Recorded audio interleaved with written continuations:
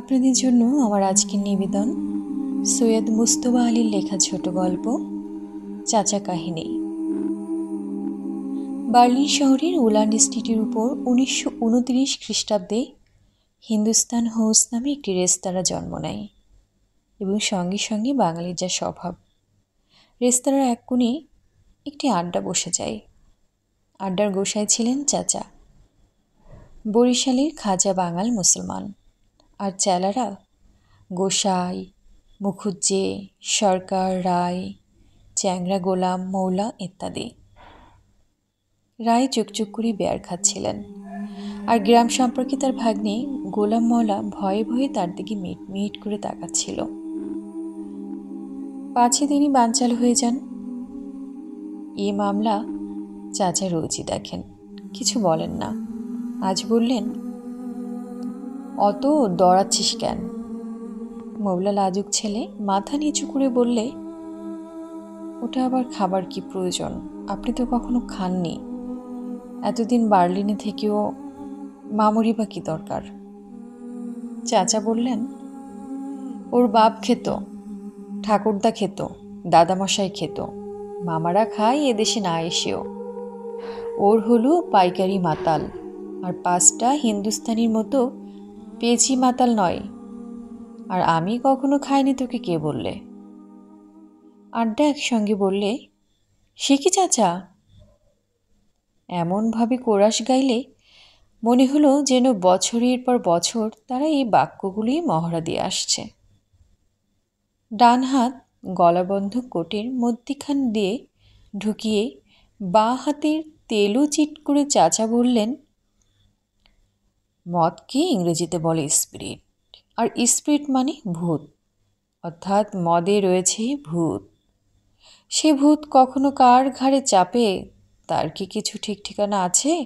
তবে ভাগ্যিস ও ভূত আমার ঘাড়ে মাত্র একদিনই চেপেছিল, একবারের তরে। গল্পের সন্ধান পেয়ে আড্ডা খুশ। আসন জমিয়ে সবাই বললে, ছাড়ুন চাচা। রায় বললে, ভাগিনা, আর একটা বিয়ার নিয়ে আই। মৌলা অতি অনিচ্ছায় উঠে গেল। উঠবার সময় বললে, এই নিয়ে 18টা। রায় শুধালেন, বাড়তি না কমতি? ফিরে এলে চাচা বললেন, ফ্রোলাইন ফন ব্রাখালকে চিনিস? লেডি কিলার পুলিন সরকার বললে, আহা, কৈশন সুন্দরী রূপসিনী ব্লন্দিনী, নরদেশী নন্দিনী। শ্রীধর মুখার্জি বললে, চুপ। চাচা বললে, ওর সঙ্গে প্রেম করতে যাসনি, চুমু খেতে হলে তোকে উদুখল সঙ্গে নিয়ে পেছনে ঘুরতে হবে। বিয়ারির ভুরভুরির মতো রায়ের গলা শোনা গেল, কিংবা মই। গোসাই বললেন, কিংবা দুই, উদুখলের উপর মই চাপিয়ে। শ্রীধর বললে, কি জ্বালা, শাস্ত্র শ্রবণে এরা বাধা দিচ্ছে কেন? চাচা আপনি চালান। চাচা বললেন, সেই ফন ব্রাখেল আমার বড় স্নেহ করত, তোরা জানিস। ভর গ্রীষ্মকালে একদিন এসে বললে, ক্লাইনার ইডিয়েট, এবার আমার জন্মদিনে তোমাকে আমাদের গায়ের বাড়িতে যেতে হবে। শহরে থেকে থেকে তুমি একদম পিলা মেরে গেছো। গায়ের রোদে রংটিকে ফের একটু বাদামের আমেজ লাগিয়ে আসবো। আমি বললাম, অর্থাৎ জুতোতে পালিশ লাগাতে বলছো? রোদ্দুরে না বেরিয়ে বেরিয়ে কোন গতিকে রংটা একটু ভদ্রস্ত করে এনেছি সেটাকে আবার নেগেটিভ মার্কা করবে। কিন্তু তার চেয়েও বড় কথা, তুমি না হয় আমাকে সয়ে নিতে পারো, কিন্তু তোমার বাড়ির লোক, তোমার বাবা কাকা। ব্রাখেল বললে, না হয় একটু বাদুর নাচি দেখালে। চাচা বললেন, যেতেই হলো। ব্রাখেল আমার উপর যা সব উপকার করেছে তার বদলে আমি কনসেন্ট্রেশন ক্যাম্পেও যেতে পারি। মৌলা চট করে একবার ডানে বাঁয়ে তাকিয়ে নিল। চাচা বললেন, অজপাড়াগা স্টেশন, প্যাসেঞ্জারে যেতে হলো। গাড়ি থেকে নামতেই দেখি স্বয়ং স্টেশন মাস্টার সেলাম ঠুকে সামনে হাজির।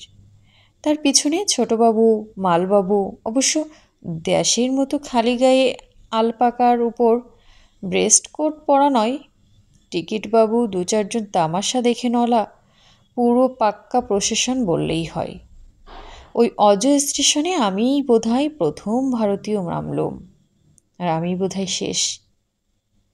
স্টেশন মাস্টার বললে, বাইরে গাড়ি তৈরি, এদিকে আসতে আজ্ঞা হোক। বুঝলুম ফন ব্রাখেলরা শুধু বড়লোক নয়, বোধহয় এই অঞ্চলের জমিদার। বাইরে এসে দেখি প্রাচীন ফেটেন গাড়ি, কিন্তু বেশ শক্ত সমর্থ। কোচম্যান তার চেয়েও বুড়ো, পরনে মর্নিং স্যুট, মাথায় চোঙার মতো অপরা হ্যাট, আর হিডেনবুর্গি গোফ, অ্যাডর্ন দাড়ি, আর চোখ দুটো এবং নাকের ডগাটি সূর্যি রায়ের চোখের মতো লাল, জবা কুসুম শশাঙ্ক সং। কি একটা মন্ত্র পড়ে গেল দাড়ি গোপের ছাকনি দিয়ে যা বেরোলো, তার থেকে বুঝলুম আমাকে ফিউডাল পদ্ধতিতে অভিনন্দন জানানো হচ্ছে। এ চাপানের কি অতুর মন্ত্র গাইতে হয়, ব্রাখেল আমাকে শিখিয়ে দেয়নি, কি আর করি। বিলক্ষণ বিলক্ষণ বলে যেতে লাগলুম, আর মনে মনে ব্রাখেলকে প্রাণ ভরে অভিসম্পদ করলুম এসব বিপাকের জন্য আমাকে কায়দা কেতা শিখিয়ে দেয়নি বলে। আমি গাড়িতে বসতেই কোচম্যান আমার হাঁটুর উপর একখানা ভারী কম্বল চাপিয়ে দিয়ে দুদিকে গুজে দিয়ে মিলিটারি কায়দায় গটগট করে গিয়ে কোচ বাক্সে বসল। তারপর চাবুকটা আকাশে তুলে সার্কাসের হান্টারওয়ালি ফেয়ারলেস নাদিয়ার মতো ফটফট করে মাঠের মধ্যিখানে দিয়ে গাড়ি চালিয়ে দিল। ইতিমধ্যে স্টেশন মাস্টারের ফুটফুটে মেয়েটি আমার অটোগ্রাফ আর স্ন্যাপ দুই তুলে নিয়েছে। মাঠের পর ঈষৎ খাড়াই, তারপর ঘন পাইন বন, বন থেকে বেরোতেই সামনে উঁচু পাহাড়, আর তার উপর যমদূতের মতো দাঁড়িয়ে এক কাসল। মহাভারতের শান্তি পর্বে সরসজ্জায় শুয়ে শুয়ে বিশ্বদেব মেলা দুর্গের বয়ান করেছেন। এ দুর্গ যেন সব কটা মিলিয়ে লাবড়ি ভর্তা। আমি ভয় পেয়ে শুধালাম, ওই আকাশে চড়তে হবে? কোচম্যান ঘাড় ফিরিয়ে গর্বের হাসি হেসে বললে, মাইন হেড। ডেমাকের ঠেলায় তার গোফের ডগা দুটো আরও 2.5 ইঞ্চি প্রমোশন পেয়ে গেল। তারপর ভরসা দিলে, 1 মিনিটে পৌঁছে যাব স্যার। আমি মনে মনে মৌলা আলীকে স্মরণ করলাম। এ কি বিটঘুটে ঘোড়ারে বাবা!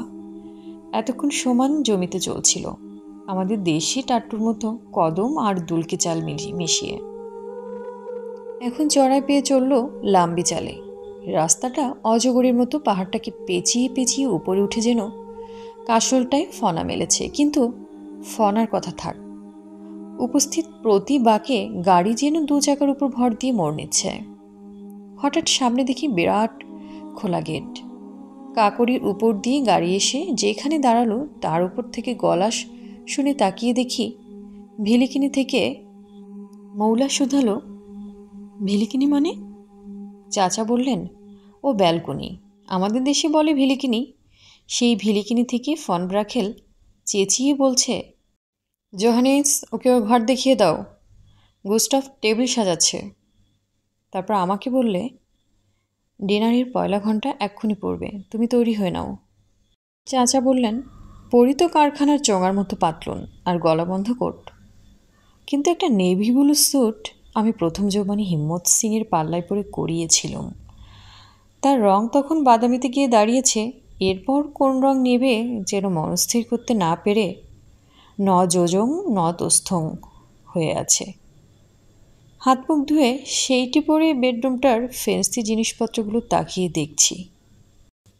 এমন সময় ব্রাখেল আমাকে নক করে ঘরে ঢুকলো। আমার দিকে তাকিয়ে বললে, এ কি, ডিনার জ্যাকেটের পরনি? আমি বিরক্ত হয়ে বললাম, ওসব আমার নেই, তুমি বেশ জানো। ফন ব্রাখেল বললে, সেটি হচ্ছে না। এ বাড়িতে এসব ব্যাপারে বাবা জ্যাঠা দুজনেই জোর রিউচেল মানেন, বড্ড পিটপিটে। তোমাদের পুজো পাজা নেমাজ টেমাজের মতো সসেস থেকে মাস্টার্ড খসবার উপায় নেই।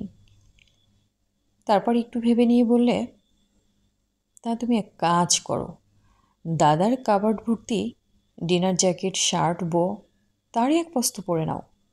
এটা তারই বেডরুম, এই কাবার্ডে সব কিছু পাবে। আমি বললুম, তওবা, তোমার দাদার জামা কাপড় পরলে কোট মাটি পৌঁছে তোমার ডিনার গাউনের মতো টেল করবে। বললে, না না, সবাই কি আমার মতো দিক ধেড়েঙ্গে? তুমি চটপট করে তৈরি হয়ে নাও, আমি চললুম। চাচা বললেন, কি আর করি। খুললুম কাবার্ড, কাতারে কাতারে কোট পাতলুন ঝুলছে। সদ্য প্রেসড, দেরাজ ভর্তি শার্ট, কলার বো, হিরে বসানো স্লিভ, লিনকস, আরও কত কি। মানিক পীরের মেহরবানি বলতে হবে, জুতোটি পর্যন্ত ফিট করে গেল দস্তানার মতো।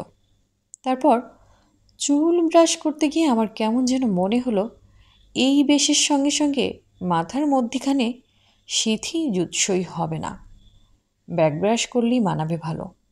আর আশ্চর্য, 20 বছরে দুফাক করা চুল বিলকুল বেয়ারামি না করে এক লম্ফে তালুর উপর দিয়ে পিছনের ঘাড়ের উপর চেপে বসল, যেন আমি মায়ের গর্ভ থেকে এই ঢঙের চুল নিয়েই জন্মেছি।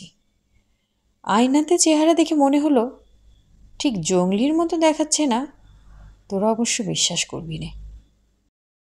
চাচার ন্যাওটা ভক্ত গোসাই বললে, চাচা, ইয়ে আপনার একটা মস্ত দোষ, শুধু আত্মনিন্দা করেন। ওই যে আপনি মহাভারতের শান্তি পর্বের কথা বললেন, সেখানেই ভীষ্মদেব যুধিষ্ঠিরকে আত্মনিন্দার প্রচণ্ড নিন্দা করে গেছেন। চাচা খুশি হয়ে বললেন, হে হে, তুই তো বললি, কিন্তু এই পুলিনটা ভাবে সেই শুধু লেডি কিলিং লটবর। তা সে কথা থাকে। ইভিনিং ড্রেসে কালা কেষ্ট সেজে আমি তো শীষ দিতে দিতে নামলুম নিচতলায়। পুলিন শুধালে, স্যার, আপনাকে তো কখনো শীষ দিতে শুনিনি, আপনি কি আতপেই শীষ দিতে পারেন? চাচা বললেন, ঠিক শুধিয়েছিস, আর সত্যি বলতে কি, আমি নিজেই জানি না আমি শীষ দিতে পারি কি না। তবে কি জানিস, হাফ প্যান্ট পরলে লাফ দিতে ইচ্ছা করে, রব্বা পরলে পদ্মাসনে বসে থাকবার ইচ্ছে হয়। ঠিক তেমনি ইভিনিং ড্রেস পরলে কেমন যেন সাজের ফষ্টি নষ্টি করবার জন্য মন উতলা হয়ে ওঠে। না হলে আমি শীষ দিতে যাব কেন? শীষ কি দিয়েছিলুম আমি? শীষ দিয়েছিল বকাটের স্যুটটা, তা সে কথা থাক। ততক্ষণে ডিনারের শেষ ঘন্টা পড়ে গিয়েছে। আন্দাজে আন্দাজে ড্রয়িং রুম পেরিয়ে ঢুকলুম গিয়ে ব্যানকুয়েট হলে। ক্যাসেলের ব্যানকুয়েট হল আমাদের চণ্ডীমণ্ডপ সাইজ হবে। তার আর বিচিত্র কী, এবং সিনেমার কৃপায় আজকাল প্রায় সকলেরই তার বিদঘুটে ঢপঢং দেখা হয়ে গিয়েছে, কিন্তু বাস্তবে দেখলাম ঠিক সিনেমার সঙ্গে মিলল না। আমাদের দেশি সিনেমাগুলোতে চণ্ডীদাস পাঞ্জাবির বোতাম লাগাতে লাগাতে টিনের ছাদওয়ালা বাড়ি থেকে বেরিয়ে আসেন, যদিও বোতাম আর টিন এসেছে ইংরেজি আমলে। আর হলিউড যদি ব্যানকুয়েট হল দেখায় অষ্টদশ শতাব্দীর, তবে আসবাবপত্র রাখি সপ্তদশ শতাব্দীর, just to be on the safe side. ফন ব্রাখেলদের ক্যাসেল কোন শতাব্দীর জানি নে, কিন্তু হলে ঢুকেই লক্ষ্য করলাম মান্ধাতার আমলের টেবিল চেয়ারের সঙ্গে সঙ্গে বিংশ শতাব্দীর সুখ সুবিধার সরঞ্জামও মিশে রয়েছে। তবে খাপই খাপ খেয়ে গিয়েছে দিব্যি, এদের রুচি আছে কোনো সন্দেহ নেই। এসব অবশ্য পরেই খেতে খেতে লক্ষ্য করেছিলাম। টেবিলের এক প্রান্তে ক্লারা ফন ব্রাখেল, অন্য প্রান্তে যে ভদ্রলোক বসেছেন তাকে ঠিক ক্লারার বাপ বলে মনে হলো না, অতখানি বয়স যেন নয়। প্রথম দর্শনেই দুজনে কেমন যেন হকচকিয়ে গেলেন। বাপের হাত থেকে তো ন্যাপকিনের আংটিটা ঠং করে টেবিলের উপর পড়ে গেল। আমি আশ্চর্য হলাম না, ভদ্রলোক হয়তো জীবনে এই প্রথমবার ইন্দার দেখছেন। কালো ইভিনিং ড্রেসের উপর কালো চেহারা, গোসাইয়ের পদাবলিতে কালোর উপর কালো। হকচকিয়ে যাওয়া কিছুমাত্র বিচিত্র নয়, কিন্তু ক্লারা কেমন যেন অদ্ভুতভাবে তাকালে ঠিক বুঝতেই পারলুম না। তবে কি বোটা ঠিক হেডিং মাফিক বাঁধা হয়নি? কই, আমি তো একদম রেডিমেডের মতো করে বেঁধেছি, এমনকি হাল ফ্যাশনের মাফিক 3 ডিগ্রি ট্যারচা করেও দিয়েছি। তবে কি ইভিনিং ড্রেস আর ব্যাক ব্রাশ করা চুলে আমাকে ম্যাজিশিয়ানের মতো দেখাচ্ছিল? সামনে নিয়ে ক্লারা ভদ্রলোককে বললে, পাপা, এই হচ্ছে আমার ইন্ডার ক্যাফে, অর্থাৎ ভারতীয় বাদর। বাবু ততক্ষণই সামলে নিয়েছেন, মিষ্টি হেসে আমাকে অভ্যর্থনা জানিয়ে সেখান করলেন। ক্লারাকে বললেন, পফুয়ে, ছি, ওরকম করে বলতে নেই। আমি হঠাৎ কি করে বলে ফেললুম, আমি যদি বাদর হই তবে ও জিরাফ। বলে মনে হলো, তওবা তওবা, প্রথম দিনেই ওরকম জ্যাঠামো করা উচিত হয়নি। পিতা কিন্তু দেখলুম মন্তব্যটা শুনে ভারী খুশ। বললেন, ডাঙ্কে ধন্যবাদ, ক্লারাকে ঠিক শুনিয়ে দিয়েছ, আমরা তো সাহস পাই না।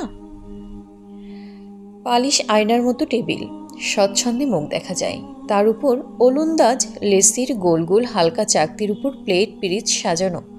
বড় প্লেটের দুদিকে সারি বাঁধা অন্তত 8খানা ছুরি, 8খানা কাটা, 8-10 নানা রঙের মদের গ্লাস। সেরেছে, এর কোন ফর্দ দিয়ে মুরগি খেতে হয়, কোনটা দিয়ে রোস্ট, আর কোনটা দিয়েই বা সাইড ডিশ। আসল খাবার পূর্বের চাট, অর দ্য অভেরির নাম দিয়েছি আমি চাট।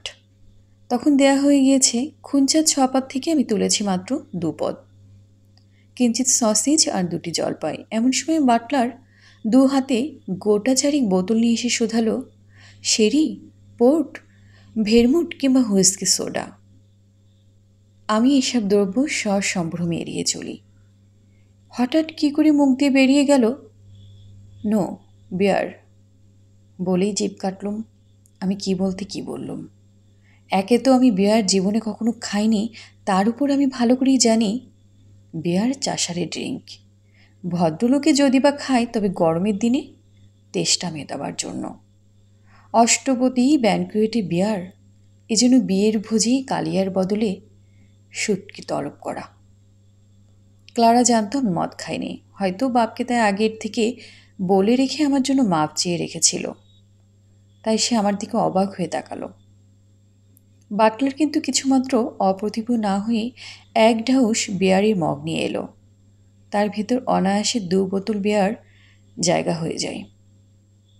যখন নিতান্ত এসে গিয়েছে তখন খেতে হয়। ভাবলুম একটুখানি ঠোঁট ভেজাবো মাত্র, কিন্তু তোমরা বিশ্বাস করবে না, খেতে গিয়ে ঢকঢক করে প্রায় আধা মগ সাফ করে দিলুম। মৌলা 1 বিঘত হাঁ করে বললে, 1 ধাক্কায় 1 বোতল? মামুও তো পারবে না। চাচা বললেন, কেন শরম দিচ্ছিস বাবা, ওরকম ইভিনিং ড্রেস পরে ব্যানকুয়েট হলে বসলে তোর মামাও 1 ঝটকায় 2 পিপে বিয়ার গিলে ফেলতো। বিয়ার কি আমি খেয়েছিলুম? খেয়েছিল ওই শালার ড্রেসটা। গোসাই মর্মাহত হয়ে বললে, চাচা। চাচা বললেন, অপরাধ নেসনি গোসাই, ভাষা বাবদ আমি মাঝে মাঝে একটুখানি বেএক্তার হয়ে যাই। জানিস তো, আমার জীবনের পয়লা গুরু ছিলেন এক ভট্টাচার্য। তিনি শকার বকার ছাড়া কথা কইতে পারতেন না। তা সে কথা থাক। তখন খেয়েছি মাত্র 2.5 চত্তি সসেজ, 8খানা জলপাই, পেট পদ্মার বালুচর। সেই শুধু পেটে বিয়ার 2 মিনিট জিরিয়েই চরচর করে চড়ে উঠল মাথার ব্রহ্মরন্ধ্রে। এমন সময় ফের ফন ব্রাখেল জিজ্ঞেস করলেন, বার্লিনে কীরকম পড়াশোনা হচ্ছে? বুঝলুম এ হচ্ছে ভদ্রতার প্রশ্ন। এর উত্তরে বিশেষ কিছু বলতে হয় না, হু হু করে গেলেই চলে। কিন্তু আমি বললুম, পড়াশোনা আমি কি জানি, সমস্ত দিন সমস্ত রাত বললেও বাড়িয়ে বলা হয় না, তো কাটে হই হই করে ইয়ার বক্সিদের সঙ্গে। বলিও অবাক হয়ে গেলুম, আমার তো দিনে 10 ঘন্টা কাটে স্ট্যাটাস বিবলিওটেকে, স্টেট লাইব্রেরিতে। ক্লারারও সে খবর বেশ জানা আছে। ব্যাপার কি? সেই গল্পটা তোদের বলেছি। পিপের ছাদা দিয়ে হুইস্কি বেরোচ্ছিল, ইঁদুর চুকচুক করে খেয়ে তার হয়ে গিয়েছে নেশা। লাফ দিয়ে পিপের উপরে উঠে আস্তিন গুটিয়ে বলছে, ওই ড্যাম ক্যাটটা গেল কোথা? ব্যাটাকে ডেকে পাঠাও, তার সঙ্গে আমি লড়ব। কিন্তু এত সাততাড়ি কি নেশা চড়ে? ইতিমধ্যে আপন অজানাতে বিয়ারের আবার লম্বা চুমুক দিয়ে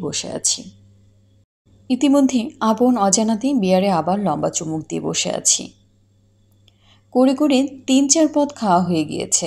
যখন রোস্ট তার্কিটে পৌঁছেছি তখন দেখি অতি ধোপদুর্স্ত ইভিনিং ড্রেস পরা আর এক ভদ্রলোক টেবিলের ওদিকে আমার মুখোমুখি হয়ে দাঁড়ালেন। ক্লারা তাকে বললে, জ্যাঠামশাই, এই আমাদের ইন্ডার। বড় নার্ভাস ধরনের লোক, হাত অল্প অল্প কাঁপছে, আর বারবার বলছেন, তোমরা ব্যস্ত হও না, সব ঠিক আছে, সব ঠিক আছে, আমি শুধু তারপর আমার দিকে একটু তাকিয়ে নিয়ে বললেন, আমি শুধু রোস্ট আর পুডিং খাই, বলে একটু দেরিতে আসি। তারপর আমি কি বকর বকর করছিলাম আমার স্পষ্ট মনে নেই। সঙ্গে সঙ্গে চলছে বিয়ারের পর বিয়ার। কখনো বা বেশ উঁচু গলায় বলে উঠি, গুলোস্টাফ, আরও বিয়ার নিয়ে এসো। এ কি অভদ্রতা! কিন্তু কারো মুখে এতটুকু চিত্ত বৈকল্যের লক্ষণ দেখতে পেলুম না, কিংবা হয়তো লক্ষ্য করিনি। আর ভাবছি ডিনার শেষ হলে বাঁচি। শেষ হলো। আমরা ড্রয়িং রুমে গিয়ে বসলুম। কফি, লিকার, সিগার এলো। আমি অভদ্রতার চূড়ান্তে পৌঁছে বললুম, নো লিকার, বিয়ার প্লিজ। বাবা হেসে বললেন, আমাদের বিয়ার তোমার ভালো লাগাতে আমি খুশি হয়েছি, কিন্তু একটু বিলিয়ার্ড খেললে হয় না? তুমি খেলো? বললুম, আলবৎ। অথচ আমি জীবনে বিলিয়ার্ড খেলেছি মাত্র 2 দিন, কলকাতার ওয়াইএমসিতে। এখানকার বিলিয়ার্ড টেবিলে আবার পকেট থাকে না, এতে খেলা অনেক বেশি শক্ত। জ্যাঠামশাই দাঁড়িয়ে বললেন, গুড বাই, তোমরা খেলো গে। ক্লারাও আমার দিকে ফ্যালফ্যাল করে তাকিয়ে গুড নাইট বললে। খুব নিচু ছাতলা, প্রায় মাটির নিচে বিরাট জলসাঘর, তারই এক প্রান্তে বিলিয়ার্ড টেবিল, দেওয়ালের গায়ে সারি সারি বিয়ারের পিপে। এত বিয়ার খায় কে? এরা তো কেউ বিয়ার খায় না দেখলুম। ইতিমধ্যে লিকারের বদলে ফের শ্যাম্পেন উপস্থিত। আমি বললুম, নো শ্যাম্পেন। আবার চলল বিয়ার। মার্কার কিউ এনে দিলে। আমি সেটা হাতে নিয়ে একটু বিরক্তির সঙ্গে বললুম, এ আবার কি কিউ দিলে? মার্কারের মুখে কোনো অসহিষ্ণুতা ফুটে উঠল না, বরঞ্চ যেন খুশি হয়েই আলমারি খুলে একটি পুরনো কিউ এনে দিলে। আমি পাকা খেলোয়াড়ির মতো সেটা হাতে ব্যালেন্স করে বললুম, এটাই তো বাবা। বেশ, তবে পচা মাল পাচার করতে গিয়েছিলে কেন? আমার বেয়াদবি তখন চোরা ছেড়ে আকাশে উঠে ঢলাঢলি আরম্ভ করে দিয়েছে। অবশ্য তখনও ঠিক ঠাউর হয়নি, মালুম হয়েছিল অনেক পরে। গ্রামের একঘেয়ে জীবনের ঝানু খেলোয়াড়কে আমি হারাবো এ আশা অবশ্য আমি করিনি, কিন্তু খেলতে গিয়ে দেখলুম খুব যে খারাপ খেলছি তা নয়, তবে আমার প্রত্যাশার চেয়ে ঢের ভালো। আর প্রতিবারই আমি লিড পেয়ে যাচ্ছিলুম, অতি খাসা। স্বপ্নের বিলিয়ার্ডে মানুষও ওরকম লিড পায় না। রাত কটা অবধি খেলা চলছিল বলতে পারবো না। আমি তখন 3টে বলের বদলে কখন 6টা কখন 9টা দেখছি, কিন্তু খেলে যাচ্ছে ঠিকই, খুব সম্ভবত ভালো লিডের লাগে। ফের ফন ব্রাকেল শেষটায় না বলে থাকতে পারলেন না, তোমার লাক বড় ভালো। অত্যন্ত বেকসুর মন্তব্য। আমি কিন্তু চটে গিয়ে বেশ চড়া গলায় বললুম, লাক না কচুর ডিম, নাচতে না জানলে শহর পাকা। I like that. ব্রাকেল কি যেন বলতে যাচ্ছিলেন, আমিও অষ্টমে উঠে গিয়ে আরও কথা শুনিয়ে দিলুম। ওদিকে দেখি মার্কার ব্যাটা মিটমিটিয়ে হাসছে। আমি আরও চটে গিয়ে হুঙ্কার দিলুম, তোমার মূলোর দোকান বন্ধ করো, এখন রাত 13:30টায় কেউ মূলো কিনতে আসবে না। অথচ বেচারি বুড়ো ঠুন্ডুরো সব কটা দাঁত জগন্নাথ দেবতাকে দিয়ে এসেছে। চিৎকার চেলাচিলির মধ্যেখানে হঠাৎ দেখি সামনে জ্যাঠামশাই, পরনে তখনও পরিপাটি ইভিনিং ড্রেস। আবার সেই নার্ভাস স্বরে বললেন, সরি সরি, তোমরা কিছু মনে করো না, আমি শব্দ শুনে এলুম। তারপর ক্লারার বাপের দিকে তাকিয়ে বললেন, তুই বড় ঝগড়াটে, ভলফগাং নিত্য নিত্য এর সঙ্গে ঝগড়া করিস। তারপর আমার দিকে ফিরে বললেন, তার চেয়ে বরঞ্চ একটু তাস খেললে হয় না? আমার ঘুম হচ্ছে না। আমি বললুম, হুম হুম হুম। তাসের টেবিল এলো। আমি স্কার্ট খেলেছি, বিলিয়ার্ডে চেয়েও কম। জ্যাঠা বললেন, কি স্টেক? বাপ বললেন, নৃত্যকার। নৃত্যকার বলতে কি বোঝালো জানি নে। ওদিকে আমার পকেটে তো সুচো ডিগবাজি খেলছে। জ্যাঠা হিসেব করে বললেন, হাঁস 15 মার্ক, ভলফগাং 2। আপনার থেকে আমার বাঁ হাত কোটের ভিতরকার পকেটের দিকে রওনা হলো। তখনই মনে পড়ল, এই কোটটা ক্লারার দাদার। আমার মানিব্যাগ তো পড়ে আছে আমার কোটে উপরের তলায়, কিন্তু তারই সঙ্গে সঙ্গে হাত দিয়ে ঠেকল একতারা করকরি নোট। ঈশ্বর পরম দয়ালু, তাহার কৃপায় টাকা গজাই। এই টাকা দিয়েই আজকে ফাফুর কাটানো যাবে। পরের কথা পরে হবে। ক্লারাকে বুঝিয়ে বললে সে নিশ্চয়ই কিছু মনে করবে না। আর নিজের মানিব্যাগের রেস্ট তো আছেই, বা কি 10 মার্ক হয় কিনা। দিকে রেস্ট নেই, ওদিকে খেলার নেশাও চেপেছে। পরের বাজিতে আবার হারলুম। এবার গেল আরও 20 মার্ক। তারপর 50, তারপর কত তা আর আমার হিসেবে নেই। নোটের তাড়া প্রায় শেষ হতে চলল। আমি যুধিষ্ঠির নই, অর্থাৎ কোনো রমণীর উপর 20% অধিকারও আমার নেই, না হলে তখন সে রেস্তও ভাঙতে হতো। এমন সময় আস্তে আস্তে আমার ভাগ্য ফিরতে লাগলো। 10-20 করে সব মার্ক তোলা হয়ে গেল। তারপর প্রায় আরও 100-2 মার্ক জিতে গেলুম। ওদিকে মদ চলছে পাইকারি হিসেবে, আর জ্যাঠামশাই দেখি হারার সঙ্গে সঙ্গে আরও বেশি নার্ভাস হয়ে যাচ্ছেন। আমি তো শেষটায় না থাকতে পেরে খলখল করে হেসে উঠলুম। কিছুতেই হাসি থামাতে পারিনি। গলা দিয়ে এক ঝলক বিয়ার বেরিয়ে এলো।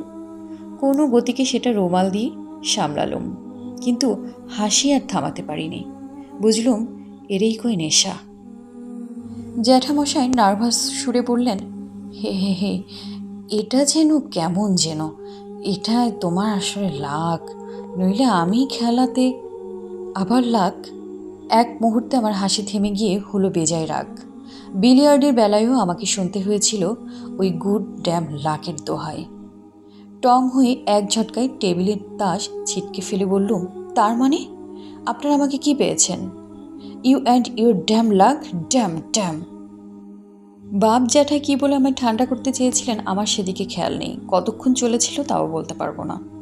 আমার গলা পর্দার পর পর্দা চড়ে যাচ্ছে, আর সঙ্গে সঙ্গে দুনিয়ার যত কটুবাক্য। এমন সময় দেখি ক্লারা। কোথায় না আমি তখন হুঁশে ফিরব, আমি তখন সপ্তমে না, একেবারে সেঞ্চুরির নেশায়। শেষটাই বোধহয় ছোট লোক মিন এইসব অশ্রাব্য শব্দ ব্যবহার করেছিলাম।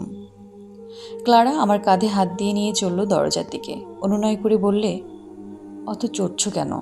ওদের সঙ্গে না খেললেই হয় না? ওরা ওই রকমই করে থাকে। বেরোবার সময় পর্যন্ত শুনি ওরা বলছে, সরি সরি, প্লিজ প্লিজ, আমাদের দোষ হয়েছে। তবু আমার রাগ পড়ে না। চাচা কফিতে চুমুক দিলেন। রায় বললেন, ঢের ঢের মদ খেয়েছি, ঢের ঢের মাতলামও দেখেছি, কিন্তু এরকম বিদঘুটে নেশার কথা কখনো শুনিনি। চাচা বললেন, যা বলেছ। তাই আমি রাগ ছাড়তে ছাড়তে গেলুম শোবার ঘরে। ইভিনিং কোট পাতলুন খোলার সঙ্গে সঙ্গে মাথা কিন্তু ঠান্ডা হতে আরম্ভ করেছে। বিয়ারের মগও হাতে কাছে নেই। বালিশে মাথা দিতে না দিতে স্পষ্ট বুঝতে পারলুম সমস্ত সন্ধ্যা আর রাতভর কি ছুচুমিতাই না করেছি। ছি ছি, ক্লারার বাপ জ্যাঠামশাইয়ের সামনে কি ইত্রুমি না করে গেলুম ঘন্টার পর ঘন্টা ধরে। আর এদেশে সবাই ভাবে ইন্ডিয়ার লোক কতই না বিনয়ী, কতই না নম্র। যতই ভাবতে লাগলুম মাথা ততই গরম হতে লাগলো। শেষটায় মনে হলো আজ সকালে বলাই ভালো, কারণ ভোরের আলো তখন জানালা দিয়ে ঢুকতে আরম্ভ করেছে। এদিন আমি মুখ দেখাবো কী করে? জানি মাতালকে মানুষ অনেকখানি মাপ করে দেয়, কিন্তু এ যে একেবারে চামারের মাতলামো। তাহলে পালাই। অতি ধীরে ধীরে কোনো প্রকারের শব্দটি না করে সুটকেসটি ওখানেই ফেলে গাছের আড়ালে আড়ালে কাস্তল থেকে বেরিয়ে স্টেশন পানি দিয়ে ছুটা মাইলখানেক এসে ফিরে তাকালো না, কেউ পিছে নেয়নি। চোরের মতো গাড়িতে ঢুকে সোজা বাড়লেন। মৌলা বললে, শুনলেন মামা? চাচা বললেন, আরে শোনোই না শেষ অবধি। সেদিন সন্ধ্যাবেলায় তখন ঘরে বসে মাথায় হাত দিয়ে ভাবছি, এমন সময় ঘরের দরজায় টোকা, আর সঙ্গে সঙ্গে ক্লারা। হাই হাই, আমি ল্যান্ডলেডিকে একদম বলতে ভুলে গিয়েছিলাম সবাইকে যেন বলে আমি মরে গিয়েছি, কিংবা পাগলা গরদে বন্ধ হয়ে আছি, কিংবা ওই ধরনের কিছু একটা। শেষটায় মরো হয়েই ক্লারার কাছে মাতলামোর জন্য মাফ চাইলুম। ক্লারা বললে, অত লজ্জা পাচ্ছ কেন? ও তো মাতলামো না, পাগলামো, কিংবা অন্য কিছু। তুমি সব কিছু বুঝতে পারোনি, আমরাও যে পেরেছি তা নয়। তুমি যখন দাদার স্যুট পরে ডিনারে এলে, তখনই তোমার সঙ্গে কোথায় যেন দাদার সাদৃশ্য দেখে বাবা আর আমি দুজনে আশ্চর্য হয়ে গেলুম। বিশেষ করে ব্যাক ব্রাশ করা চুল আর একটুখানি টেরচা করে বাঁধা বউ দেখে। তারপর তুমি জোর গলায় চাইলে বিয়ার। দাদাও বিয়ার ভিন্ন অন্য কোনো মদ খেত না। তুমি আরম্ভ করলে দাদার মতোই বকতে। লেখাপড়া করার সময় কোথায়, আমি তো করি হই হই। আমি জানতাম একদম বাজে কথা, কিন্তু দাদা হই হই করতো আর বলতেও কসুর করতো না। শুধু তাই নয়, দাদাও ডিনারের পর বাবার সঙ্গে বিলিয়ার্ড খেলতো এবং শেষটায় দুজনাতে ঝগড়া হতো। জ্যাঠামশাই তখন নেমে এসে ওদের সঙ্গে তাস খেলা আরম্ভ করতেন এবং আবার ঝগড়া হতো। অথচ তিনজনাতে ভালোবাসা ছিল অগাধ। তোমাকে আর সব বলার দরকার নেই। তুমি যে ঘরে উঠেছিলে ওই ঘরেই একদিন দাদা আত্মহত্যা করে। কিন্তু আসলে যে কারণে তোমার কাছে এলুম, তুমি মনে কষ্ট পেও না। বাবা জ্যাঠামশাই আমাকে বলে পাঠিয়েছেন তারা তোমার ব্যবহারে কিছুমাত্র আশ্চর্য কিংবা দুঃখিত হননি। চাচা থামলেন। রায় বললেন, চাচা আপনি ঠিকই বলেছিলেন। শীষ দিয়েছিল সুট্টাই, বিয়ারও ওই খেয়েছিল। চাচা বললেন, হক কথা। মদ মানে স্পিরিট, স্পিরিট মানে ভূত, আর স্পিরিট স্পিরিট খেয়েছিল। অনেক ধন্যবাদ এতক্ষণ আমার সঙ্গে থাকার জন্য। ভালো থাকবেন এবং আমার চ্যানেলটা সাবস্ক্রাইব করে আমার পাশে থাকবেন। Bye bye.